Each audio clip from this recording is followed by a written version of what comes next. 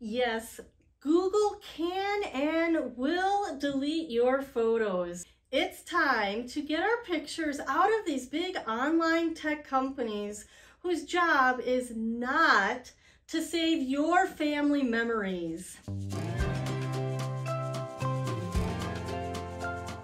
Hi, I'm Mollie Bartelt, owner of Pixologie. Google, like Amazon and Apple, they have never promised to save your pictures until you finally get them organized.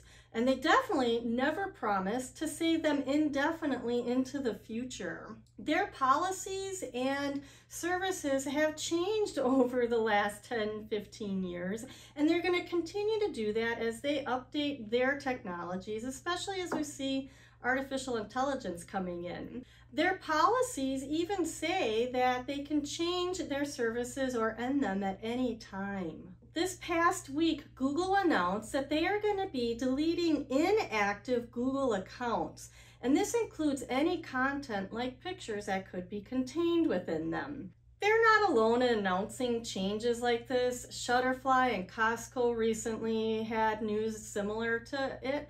It's time for us to end our dependence on online cloud storage companies and photo book companies to be saving our memories.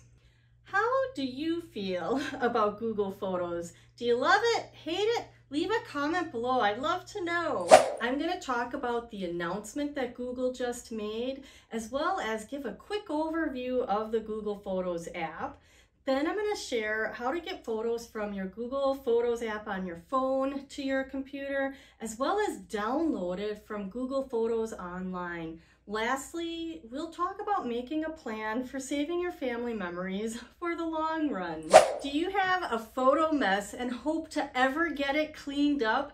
Hit the subscribe and bell to be notified when we upload new education to help keep you motivated and inspired to save those family pictures. Google says they're doing this to help with security concerns. They say, we are updating our inactivity policy for Google accounts to 2 years across our products. So starting later this year, if a Google account hasn't been used or signed into for at least 2 years, we may delete the account and its content, including Google Photos. Now, I like that they say they're going to roll it out carefully and with plenty of notice. This past March, Shutterfly deleted hundreds of millions of photos when they ended their shared site service, angering consumers, and they only gave a 2-month notice. It was terrible. So Google doesn't look too bad here.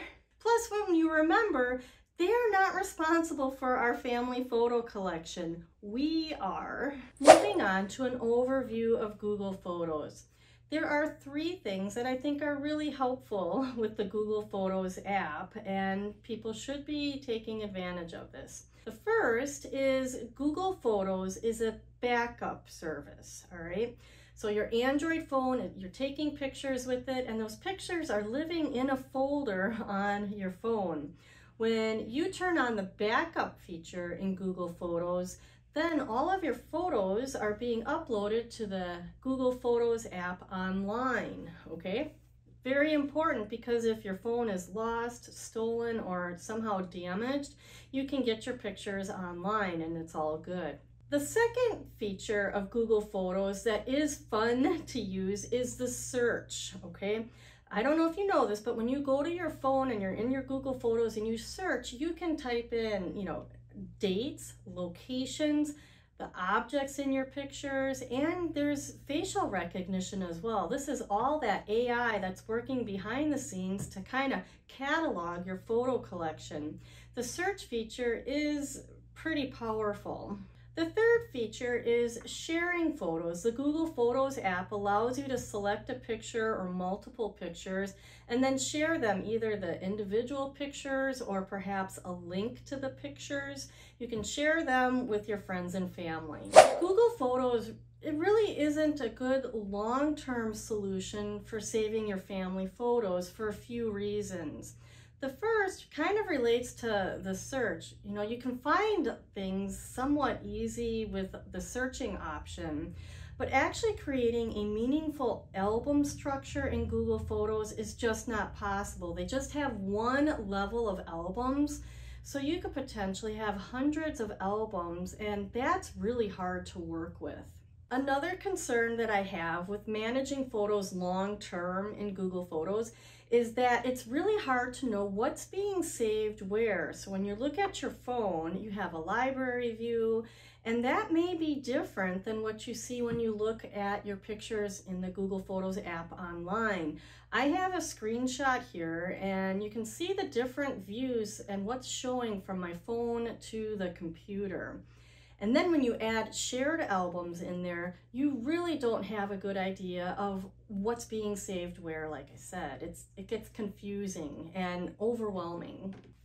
Lastly, it is really hard to get your pictures out of Google, especially if you have thousands of them. We have helped people do this, and it takes many hours of downloading and unzipping folders. It's kind of a mess. I can't emphasize it enough. We really need to get control of our family photo collection. All right, are you finding this helpful? I'm hoping so. Give the video a thumbs up so that more people can find this information too.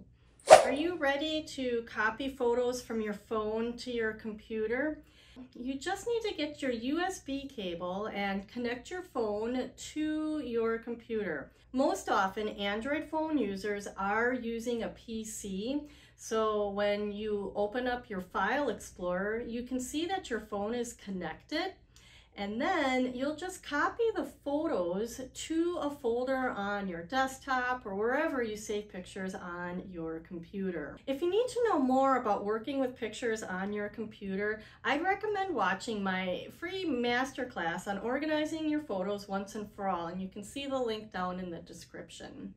As for the photos on your phone, you can delete them or you can just save them. It just depends on your personal preference and the amount of storage your phone has, as well as your Google account. To get photos from your Google account online, you are going to log in to Google and go to the Google Photos page.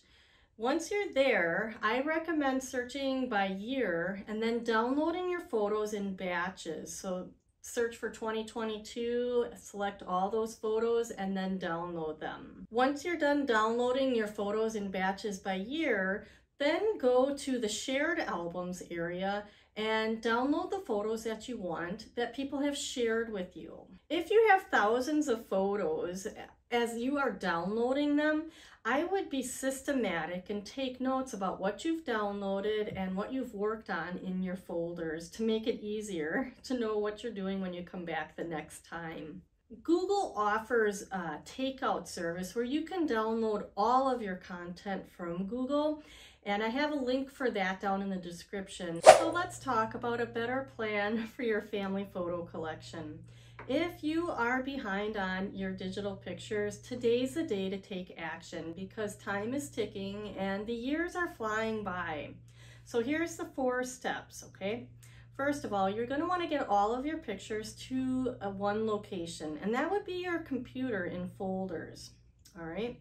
And then you are going to clean those folders up. You're going to remove duplicates, you're going to delete screenshots and the pictures for information, all the things that don't add to the history of what your family has done together. Then you want to make sure that your photo collection is being backed up properly. We recommend an external hard drive in the house and then 2 backups outside of the house. It could be an online backup service or an external hard drive at someone else's house. Lastly, we recommend that you upload your pictures to Forever Permanent Photo Storage. This company is the easiest to use, and it's great for sharing photos, adding information about people's lives in the pictures, and the company is going to take care of your pictures for your lifetime plus 100 years. If you want to learn more about Forever, see a link below in the comments. Getting your family photo collection together is a big project, and we would love to be a partner with you on your journey of getting it done. If you need help, please schedule a time with me. I love talking with people about their photo challenges and seeing if our program might be a fit for what you're trying to accomplish. If you want to learn more about the concerns with having your pictures in the big tech online companies, watch this video next. You'll probably be surprised at who owns your photos. All right, that's it for now. Thank you so much for joining, and we'll see you the next time.